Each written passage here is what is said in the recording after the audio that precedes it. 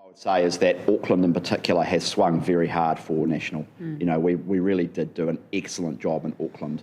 I think about a place like Mount Roskill, for example, where Carlos ran a great campaign, but I don't think I'd be breaching confidences to say that we weren't expecting to pick up the Mount Roskill seat with Michael Wood, who I think most people regard as a hard-working local member. Te Atatu, for example, where Angie Nicholas again has done a great job there. Now that will bounce around a bit on the specials, but regardless of the actual overall win or loss, for that to even be close is very good news for the National Party. But we've also put a real effort in South Auckland as well. So I think about Shiva Kalari in Manurewa, for example, ran an outstanding campaign. We had 600 people with Christopher Luxon and him and our other candidates. So we have put a real effort into Auckland, and we did really well there last night. Yeah, and Rima Nakle has done an excellent job in Takanini. She has been just pounding the pavements, a bit below the radar. The press gallery, all of you guys are focused on the kind of air war and what leaders are saying and senior spokespeople. There's a bunch of candidates out there just pounding the pavements, phone calling, door knocking, sign waving, meeting people, and sometimes you get a few surprises. And again, Takanini was not one that we expected to win, and she's done an amazing job. We hoped, but we didn't expect. What was the difference between the Auckland? I'll let. Sorry, Richard. What was the difference between the vote in the Auckland seats and your equally successful vote in the provincial rural, particularly the more rural of the provincial seats? I mean, I think. What were the different issues? Yeah, well, I mean, I think what you've got to understand is that when we took over the leadership, we said we were going to do it differently. We had a three-part plan. The first thing was to unify the National Party and our parliamentary wing. And I think we did that incredibly quickly, and we got good discipline, and we actually got the right people on the right assignments, and we demonstrated unity that we could be trusted to go forward. We then held the government to account last year. That was phase 2, and it was really about focusing on the economy, law and order, health and education, as you've heard me say relentlessly. But that message was important because that's actually what we wanted our candidates sorted around. And then we started the campaign and actually building back capability and building back candidates and getting early selections in place, making sure that we had clear goals as we went through the campaign, and then making our case about our priorities going forward. So with respect to the rural sector, as I said outside the big car closing in Morrinsville, that was where I had gone very early on in the first few days of being selected as leader, because I wanted to send a message back to the agricultural community that we have their backs. And frankly, I've done cowshed and woolshed meetings most weeks, since I've been the leader. So a lot of it has actually been talking to tens of thousands of farmers, I suspect, between Todd McClay and myself, to actually understand what they need us to deliver for. And then likewise here in Auckland, we determined that a party vote is a party vote, and if we can rip party votes out of big red seats, we're going to go do that too, and that's exactly what we did. But would it be fair to say that the Auckland issue that dominated was law and order, whereas perhaps it was more economic and governmental issues that dominated? There was a consistency of issues. When you have a cost of living being a 55% type issue, and then law and order being a 15% type issue, and then you get to health and education, there's a clear hierarchy, and this election was always going to be about the economy, and that was an issue whether you're a farmer dealing with on-farm inflation and high interest rates, or whether you're a mortgagee holder here in Auckland struggling with rapidly increasing interest rates as well. That was always what it was about, and that's what we were very focused on. And you would have noticed, that we didn't want to bark at every passing car. We were focused on those 4 issues very strongly. You've seen Te Party Māori collect at least 4 seats at this point. A couple still looking for specials here as well.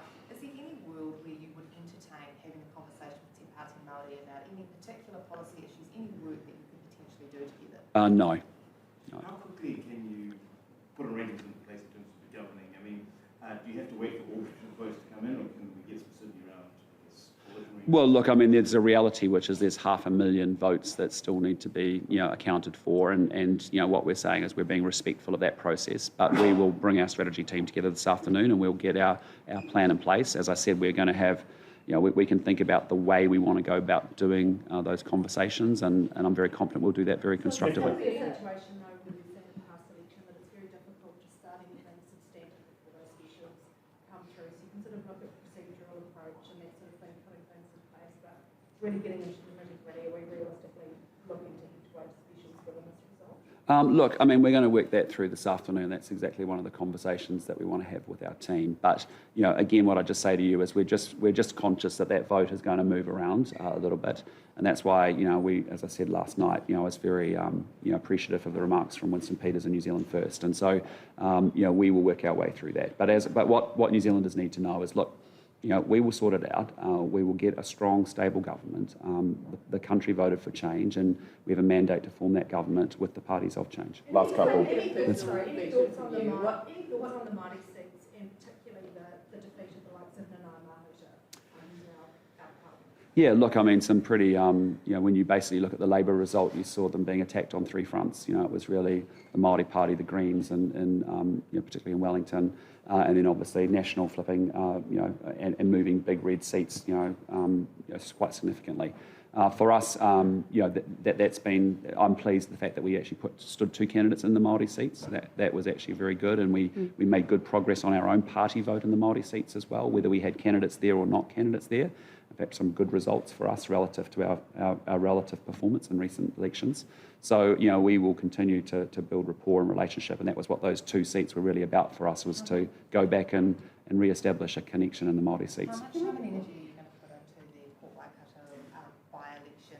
Are we going to see you deal with Andrew Bailey? Are you going to throw a lot of resources at that? We want to win everything, so it's pretty simple. So, you saw us do that with the Hamilton by-election, to be honest, as well. But to be honest, we're way ahead of ourselves because we have a general election still to get sorted, and that will be our focus, and we'll deal with the by-election afterwards. Sorry. Personal reflection from you. What was it like waking up this morning knowing that you're going to be the Prime Minister of New Zealand? Oh, look, it's a tremendous privilege. It's something that, I came to politics genuinely, almost 3 years ago with a view of wanting to make a contribution to New Zealand. Unhappy that we weren't realising the potential, we weren't solving our problems. We've formed a great team, and to be, with Nicola and Chris and all of our group and all of our team, I'm very excited about the future for New Zealand. That's why I genuinely feel, very optimistic about our path going forward. We're going to have some tough decisions, no doubt about it. We've got some really challenging realities to face up to, and when you do a turnaround, you've got to call the brutal facts of your reality clear and straight, and then you put a plan together and you get yourself to a better place. On Friday, you said of any politician in New Zealand.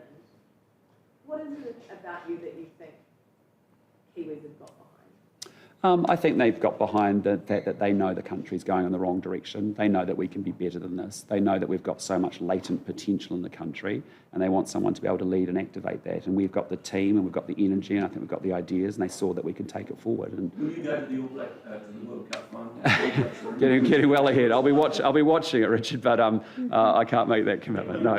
Well, you had like a major victory across the country last night. One of the losses last night was the Tamaki seat. What happened there? Look, I mean, I have to say Simon O'Connor has been a very effective local MP. I have watched him actually advocate for his constituents with all their series of challenges at times, and he's been very, very strong about that. And so, that is a loss, and I know he'll be feeling it today. But he ran a good race and he did the best he could. And also, as I said, he's been a very effective local MP, and he should be proud about that legacy and contribution. On Friday, you said you could function with little sleep. How much sleep have you had overnight? This morning? Yeah, it's been a big week with a lot of awake time. But like last night, it was great. After we did the round of media, I went back and actually spent time with our supporters and volunteers, just talking and thanking them. And then we got home last night about, 2 o'clock or something, 1:30, and then as a family of four just had a good chat and catch up together, because it was the first time we'd sort of had time without people around us for a bit. And then because I'd missed a little bit of the ins and outs, and I've always followed elections, and I've always had a routine with my own I love to follow all the analysis and be in my own zone and not too many people around me.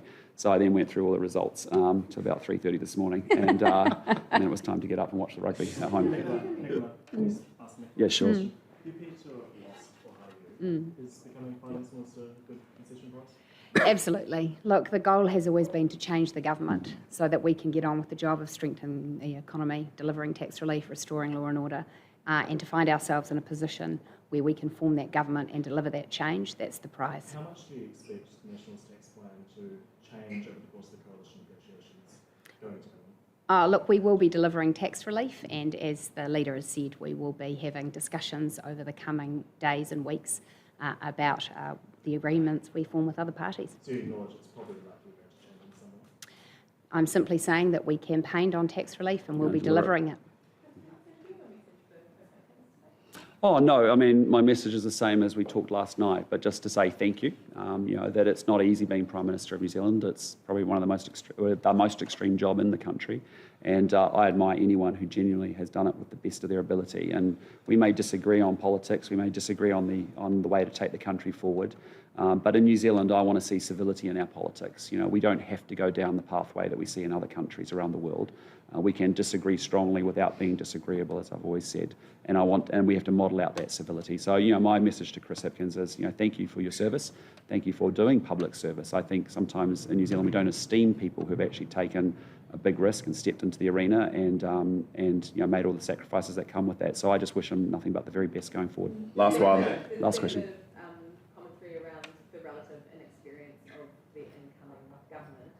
Would Winston Peters help with something? I'll just say to you, I think we have a lot of real-world experience, and my experience of 3 years in politics is there's a lot of leadership experience that's completely transferable into this place. And I appreciate, yes, I'm a new leader, and I've come through very quickly, and not through the endless career politician period, but a lot of that experience is completely transferable. And when you think about the team of people that we have coming into our team, we actually have people from all walks of life with lots of real-world experience, and I think it's going to be incredibly valuable to our government to sort things out for people. Would you mention back to some of the people that worked in the John Key government to sort of bring them on board for that first little bit? No, we've got a great team. We've got a fantastic team, and we have built real experience of working together over the last 2 years.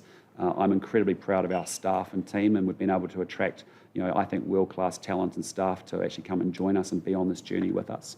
That's because we've had momentum, and we've been doing this rebuilding project with the National Party. And as a result, you attract good people. They want to come and work with us and get on board with the mission and purpose of what we're here to do. So anyway, thank you, team. Thank you for your interest, and have a great day. Try and get some sleep yourselves, because I know all of you guys have been out there really working hard too. So.